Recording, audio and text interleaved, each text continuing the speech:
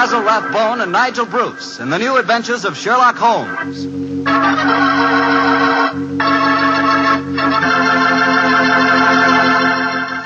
The Petrie family, the family that took time to bring you good wine, invites you to spend the next half hour listening to Dr. Watson tell us another exciting adventure he shared with his old friend, the world-famous detective, Sherlock Holmes. As for me, I'd like to leave you with one thought. Namely, the best way to begin a good meal is to start it off with a glass of Petrie California sherry. While you're waiting for dinner to be ready, just sit back, take it easy, and sip some of that wonderful Petrie sherry. Now, there's a wine. Hold that Petrie sherry to the light and look at that rich amber color. Smells good, too, doesn't it? And just wait for that first sip. What a flavor. No kidding, you'll find that Petrie sherry can turn the usual before-dinner lull into a real event. Petrie sherry is the best beginning a good meal ever had. Try it. And say, if you like your sherry dry, not sweet, just ask for Petrie California Pale Dry Sherry. But no matter how you like it, you're sure to like it if the label says Petrie. See for yourself.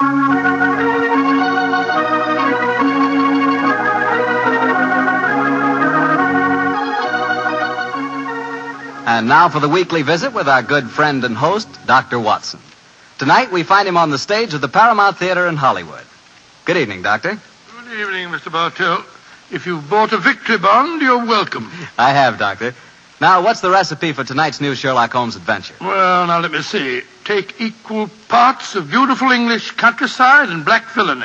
Mix them, add a dash of romance, a sprinkling of danger, season well with the usual theatrical condiments, and you have the case of the accidental murderess. Sounds like a tasty dish.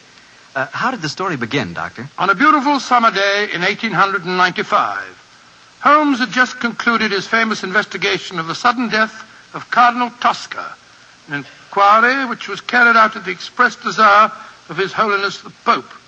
And in consequence, the great man felt that a couple of weeks' rest in the heart of Warwickshire would be a pleasant change after our rather strenuous adventures in Italy.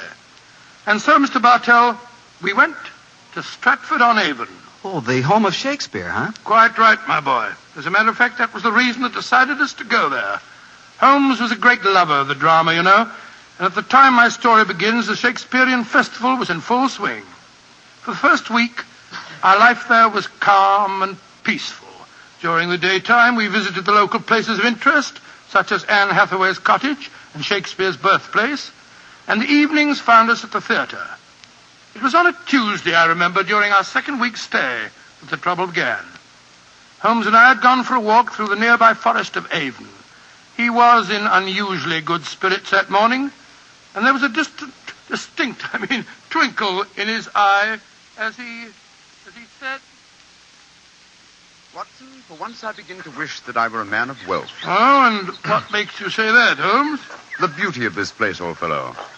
I'm perfectly certain I'd be happy in retirement here. It's rather depressing to think that in a week or two the sordid necessity of making money will demand my return to Baker Street in a world of criminals. No, I must say that in an environment like this, it is a little hard to think of crime. How does the old saying go?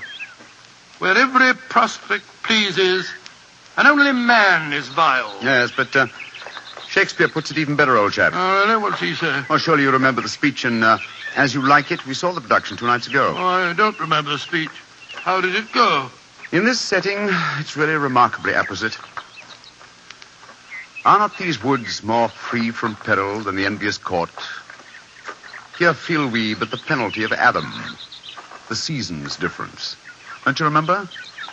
Sweet are the uses of adversity, which like the toad, ugly and venomous, wears yet a precious jewel in his head. And this our life exempt from public haunt finds tongues in trees, books in the running brooks, sermons in stones, and good in everything. I would not change it. Upon my soul, you read that much better than the fellow on the stage the other night. Don't tell me I adopted the wrong profession, Watson. Oh, dear me, wait a minute. Path seems to end here. Nothing but dense trees ahead of us. There's another path over there. I think it leads down to the river. Then let's follow it. The Avon is always... Great Scott, that was a...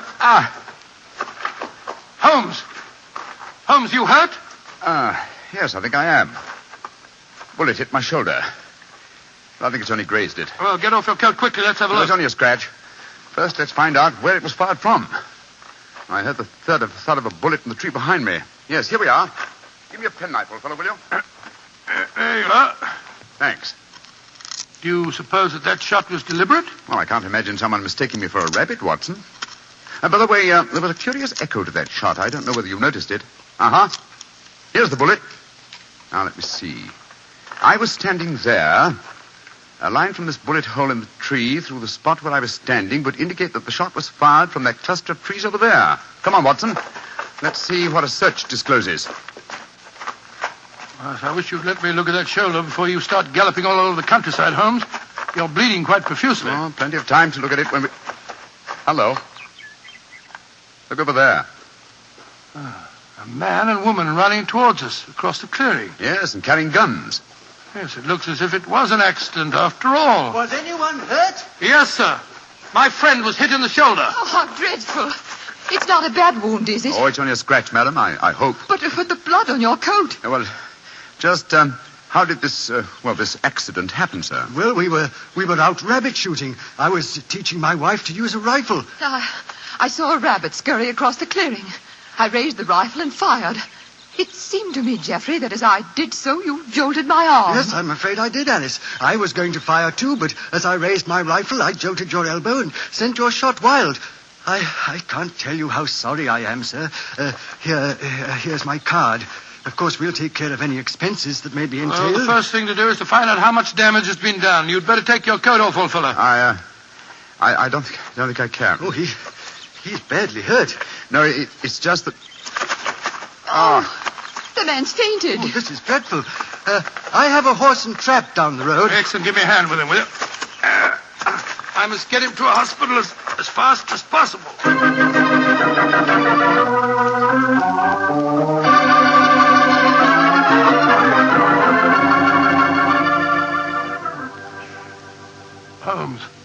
Holmes, you feeling any better? Has the nurse gone? Yes. She's bringing the house surgeon. And the man and his wife? They're down in the hospital waiting room. Oh. I found out their name. It's Markham. Then we're alone. Yes, old fella. In that case, I can stop behaving as if I were at death's door. Holmes, you mean that you shammed that collapse just now? Yes, I did, Watson. Oh. But spare me a little pity, old chap. My shoulder's confoundedly painful, I assure you. Well, I'm sure it is. But what made you pretend to faint? I recognized this Mrs. Markham, and I think she recognized me. It's important she assume I'm out of action for a while. Oh? Mrs. Markham. Why? Well, Mrs. Markham is, in reality, the notorious Mrs. Dangerfield. You remember the Dangerfield case? The Dangerfield? Great Scott, yes. She was tried for the murder of her husband by poisoning, wasn't she? Yes, she was, old fellow. She was acquitted when the jury decided he was an habitual arsenic addict who happened to take an accidental overdose. Well, didn't you have some connection with the case? It was I who tracked down the sale of the arsenic she claimed to have bought for cosmetic purposes. Well, if you ask me, that shot at you was no accident. Oh, of course it wasn't. I'm certain that I was recognized. In any case, her record is a bad one. Prior to her husband's death, there was an episode in which her uncle was killed in a shooting accident on a grouse moor in Scotland. An uncle who left her a large fortune on his death. And I suppose Mrs. Dangerfield was a member of the shooting party when the accident happened. Yes, she was. Now, she's something of a femme fatale, Watson. I must plan my actions very cautiously. I'm up against a dangerous opponent. Well, you'll have to stay in the hospital until your wound's being examined and dressed. That's true, old fellow. And while the local staff are taking care of that, I want you to shadow the Markhams. Of course I will, Holmes. Stick close to them, old fellow. Make them believe that I'm going to be kept here for some days. Find out as much as you can, and then report to me. Right, I'll do my best.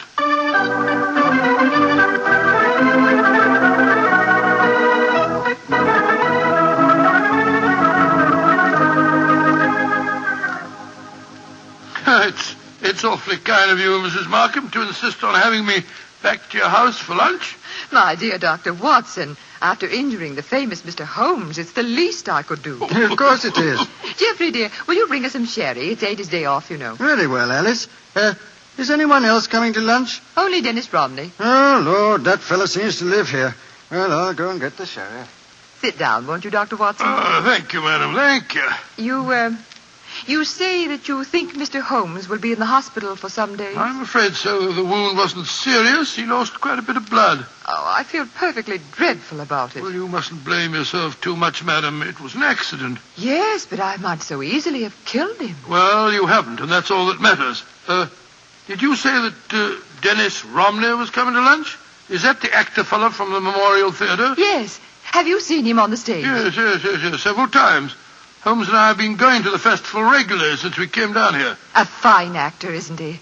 A shame they give him such poor parts. Well, it was really good. Imagine them letting that frightful Basil Grant play Hamlet last night, while Dennis only played Laertes.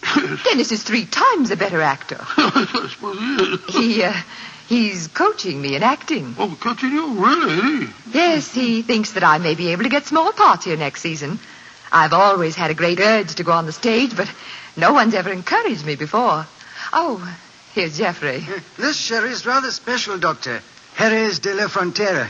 Only a few bottles left. Oh, that's very nice of you, sir. Oh, that must be Dennis. I'll go let him in. We might as well have a drink. You'll find it'll help making this actor fella more tolerable. I take it, Mr. Markham, that you're not an admirer of Mr. Dennis Romney. Can't bear him. He's always quoting Shakespeare and behaving generally as if he were another Irving. He's got Alice completely fooled. Here's a glass, Doctor. Oh, thank you, sir, thank you. Dennis, I want to introduce you to Dr. Watson. How do you do, Mr. Romney? How do you do, sir? Hello, Geoffrey. Want a glass of sherry? Thanks. That'd be very nice. Are you a disciple of the theater, Dr. Watson? Well, hardly a disciple, sir, but I've been attending the festival during the last week. I enjoyed your performances immensely, if I may say so. Oh, you may say so, Doctor. Here's your sherry, Dennis. Oh, don't be crotchety, Geoffrey. And please remember that Dennis is our guest. Oh, it's all right, Alice. I know that Geoffrey's bark is a good deal worse than his bite. And what play are you appearing in tonight, Mr. Romney? King Lear. I shall once again portray the thankless role of the King of France.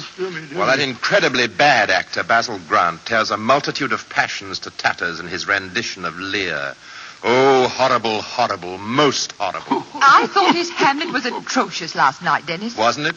When he came to his final line, the rest is silence, was as much as I could do to prevent cheering. I felt rather the same way when you were killed in the duel, Dennis. Oh, Geoffrey, you're being intolerably rude. Why don't you take Dr. Watson upstairs and show him your butterfly collection? Then at least you'll know what you're talking about. Are you interested in butterflies, Doctor? I have quite a rare collection. Oh, really? I'd like to see them very much. Come on, then. I think we just got time before lunch. Try and bring yourself down with a few better manners, Geoffrey, dear. I'm really quite an easygoing man, Doctor, but the arrogance of that fellow Romney infuriates Well, me. I must say he does seem to have rather a good opinion of himself. Don't put too much weight on that balcony rail. It's absolutely full of wormholes. Part of the attraction of an old house, my wife tells me.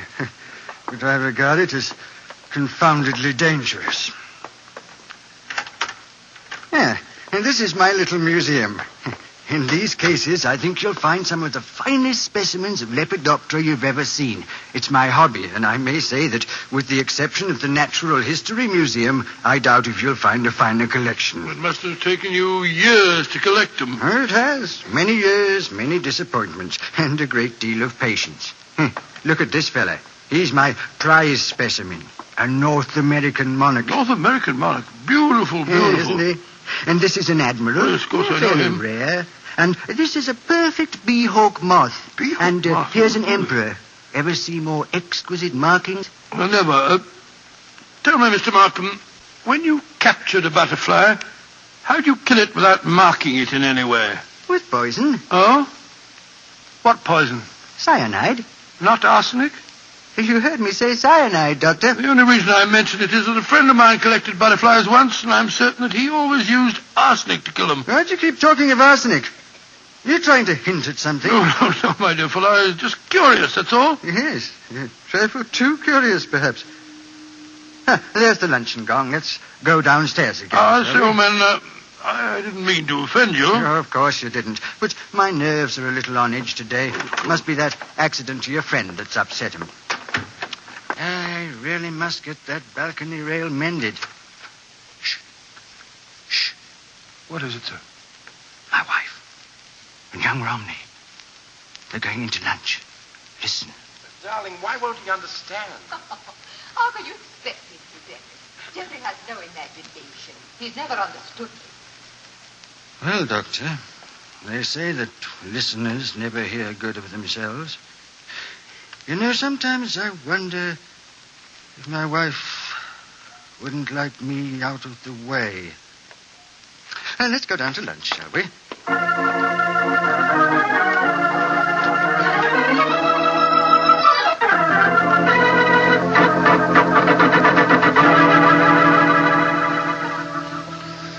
And so, Holmes, that's the story up to now. A very interesting one, too, Watson. So you think that Mrs. Markham is planning to kill our husband, eh? Oh, it's obvious. She's in love with the actor fellow, Dennis Romney. Her husband's in the way, and if she doesn't want to use poison this time, there's a perfect setting for murder in that crumbling balustrade on the landing. Mm-hmm. One push when he wasn't looking, and it'd be the end of him.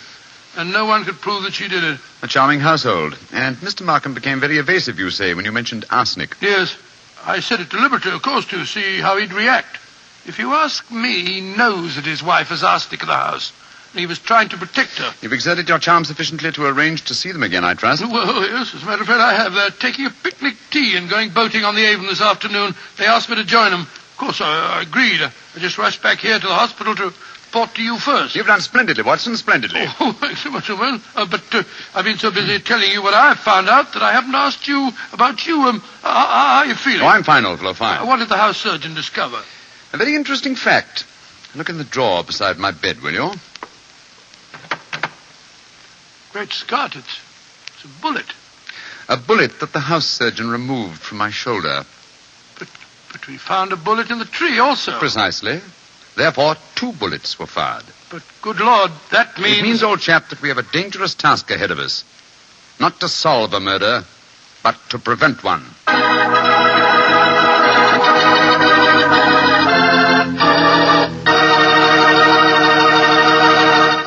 We'll hear the rest of Dr. Watson's unusual story in just a moment. Meanwhile, I'd like to remind you that good cooking becomes wonderful cooking if you serve your good food with a Petri wine. If you like a red wine, say with meat or any meat dish, try Petri California Burgundy. If white wine's your favorite, then you'll love Petri California Sauterne. It's wonderful. But Burgundy or Sauterne, whichever you prefer, it's just bound to be good if you see the letters Petri on the bottle. Because Petri wine is always good wine. And now, Dr. Watson, what happened next? We left you at Sherlock Holmes' bedside in the hospital. Did the picnic with Mr. and Mrs. Markham prove an exciting one? No, it was rather unpleasant, as a matter of fact. The 3 of them kept squabbling all the time, and just as we were coming home, something unforeseen occurred. Mr. Markham fell into the river. Well, pardon the old question, Doctor, but did he fall or was he pushed? It was hard for me to say. I had my back to him when he fell. Of course, we fished him out and rattled him back home in a trap as fast as we could. He changed his clothes at once, and as we sat round the fire a little later, I could see that he'd caught a chill. In fact, I recommended that he go to bed and stay there. Mrs. Markham agreed with me. Jeffrey, dear, I do wish you'd follow Dr. Watson's advice and go to bed. For the 5th time, Alice, I will not go to bed. I'm perfectly all right. No, it's no thanks to you and Dennis. What do you mean by that remark, Jeffrey? You know perfectly well what I mean. It wasn't an accident that I fell in the river just now. One of you 2 pushed me when I was struggling with the punt pole in the long reeds. Jeffrey, you're talking rubbish. Am I? You were in the boat, Dr. Watson. Didn't you see what happened? No, I didn't, sir. My back was turned to you when you fell in. Oh, well, then we'll call it an accident. An accident that happened by a curious coincidence, just where the river is deepest and the reeds thickest. Jeffrey, I don't like your tone. You can accuse me of anything you like, but when you start suggesting that If Alice... you don't like the way I talk to my wife, I suggest that you don't come to my house. I'm going to get a scarf. I'm chilly. Dr. Watson, I must apologize for my husband's behavior. I don't know what's come over him. Oh, that's quite all right, Mrs. Markham. I quite understand. Well, I wish I did. I don't mind him yelling at me, but he's being so abominably rude to you, Alice. The last couple of weeks, it's been getting worse than ever. I know. Ever since we had that argument about the insurance policies, he's been unbearable. Insurance? Yes, Doctor. We took out quite large policies on each other's lives recently. You didn't tell me that, Alice. Well, it was his idea. And yet when the insurance man came here, you'd have thought I was forcing him into taking out the policy. Insurance? Great Scott, You what, Doctor? Nothing, Mrs. Markham. No, nothing at all. Sounds as if you don't approve of insurance, sir. Oh, it's not that, Romney. It's just that Now, who can that be? I wasn't expecting anyone. Answer the door, Dennis, will you? Yes. Sounds as if Jeffrey's already done so. Oh, Alice, we have a visitor. Holmes, you shouldn't be up. Good evening, Mrs. Markham. Hello, Watson. Well, I'm delighted to see you, Mr. Holmes. Though I understood from your friend that you'd be in the hospital for several days. The constitution of an ox and the obstinacy of a mule, two characteristics of mine, have combined in making possible an early departure from the hospital. How do you do, Mr. Romney? I think I've seen you at the theater. My name is Sherlock Holmes. How do you do, sir? You'll stay to supper, I hope. If it's not inconvenient, Mrs. Markham. Of course it isn't. I'll go in and arrange for it. Upon my soul, Holmes, I'm glad to see you. And are you, old fellow? Let's take a stroll on the terrace, shall we? It's rather warm inside this evening. You can go out through the French windows. Oh, thank you, Mr. Markham. Holmes, are you quite sure that you're well enough to go walking about? Of course I am. You must tell me, Watson, what the latest developments are. In the meantime, I myself have not been idle. Yes, Watson, I think our stage is set, and I have a feeling that I may contribute to a rather dramatic last act curtain.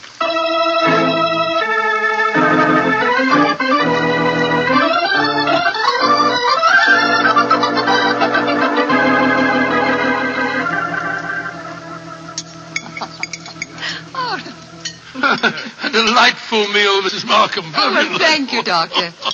Mr. Holmes, you're not eating very much. My appetite is a trifle jaded. The mental fencing that we have indulged in during the meal has been somewhat disturbing. I don't understand you. Oh, come now, madam. I know that you were once Mrs. Dangerfield, and you know that I know it. Why keep up the pretense any longer? Very well, Mr. Holmes. But we needn't converse in lowered voices. I'm sure that you've told Dr. Watson whatever there is to know, and perhaps more. I admire your courage, madam. Jeffrey, Dennis. Yes, sir. I want you to listen to this. Mr. Sherlock Holmes knows that I was once Mrs. Dangerfield. He's apparently under the impression that this is a dark secret of mine. Mr. Holmes, Jeffrey knew and loved me before I ever married Mr. Dangerfield. Of course I did, Holmes. He stood by me during the horrible trial after my first husband's death. And I told Dennis about the whole miserable business months ago. So I really don't see that you've uncovered any great secret. Not yet, Mrs. Markham, but I have a feeling that it's only a matter of moments. So you haven't got any secrets from Dennis either, eh? There's no need to shout, Jeffrey. And there's no need for Dennis to be in my house. Get out, Romney, and stay out. This business between you and Alice has gone far enough. I'll go when Alice tells me to. Well, if you won't go, then I'm not going to sit here. I'm going upstairs. You're shaking like a leaf, sir. You've got a fever. Don't you think you'd better go to bed? Mind your own business and leave me alone. Mrs. Markham, I really think you should persuade your husband to go upstairs and lie down. Don't worry, Mr. Holmes. I know how to handle him. I'll take him up. Put an arm around my shoulder, Jeffrey. Come along. We should follow them, Holmes. They have to pass that crumbling banister on the landing. With him in that state, she might try to... What are you suggesting, Doctor? Come and watch, both of you. We can observe them both from the foot of the stairs here. They're on the landing. She's on the outside. Look. Markham stumbled against her. He's pushed her against the railings. Look out! Come on, up the stairs. Alice, are you all right? Yes, but Jeffrey tried to push me through the railing. That's a lie. No, it isn't, sir. The three of us were watching you from below. But the railing held. I don't understand. I can explain that, Watson. This afternoon, while you were all at your picnic, I came here with a local carpenter.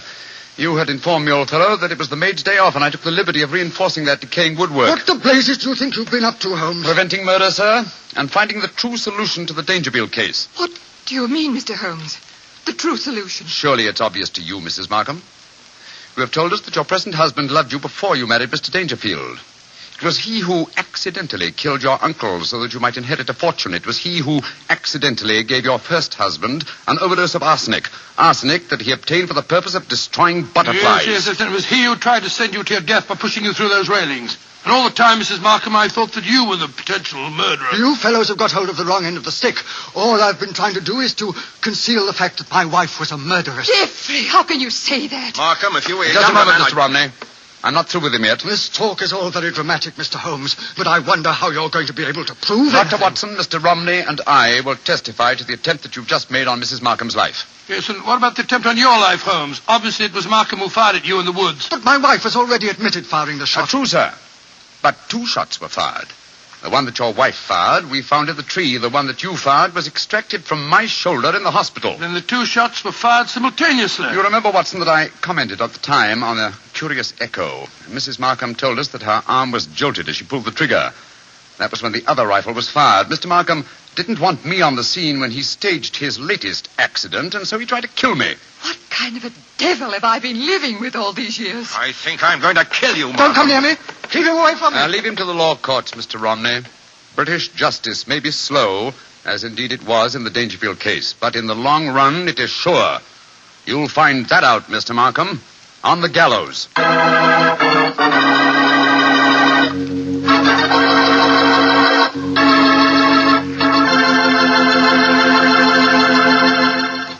Well, tell me, Doctor, did Mr. Markham finally end on the gallows? Yes, he did.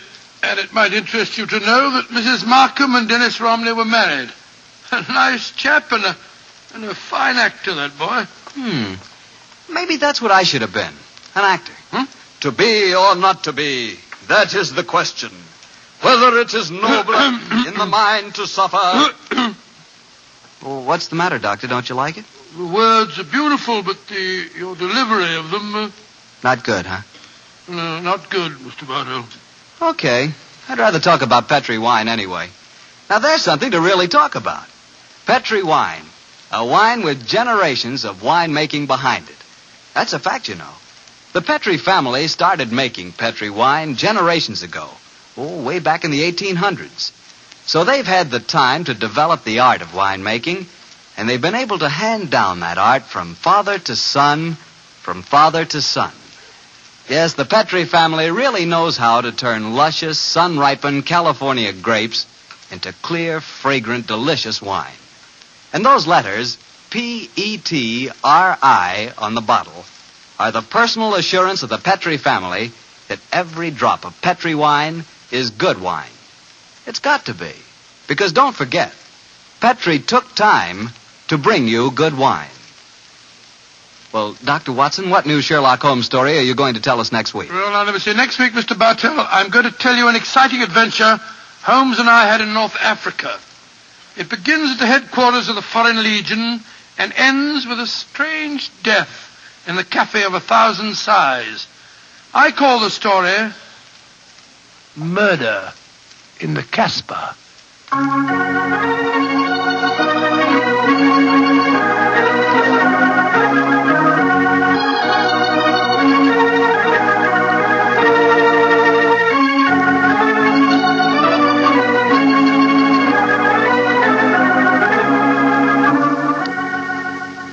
Tonight's Sherlock Holmes adventure is written by Dennis Green and Anthony Boucher and was suggested by an incident in the Sir Arthur Conan Doyle story, The Adventure of Black Peter. Music is by Dean Fosler. Mr. Rathbone appears through the courtesy of Metro-Goldwyn-Mayer and Mr. Bruce through the courtesy of Universal Pictures, where they are now starring in the Sherlock Holmes series.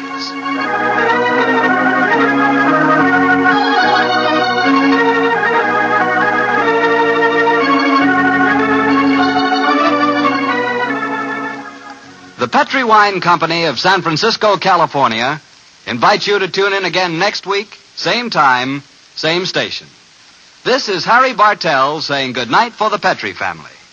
This program originated in the Paramount Theater in Hollywood for an audience of Victory Bond buyers.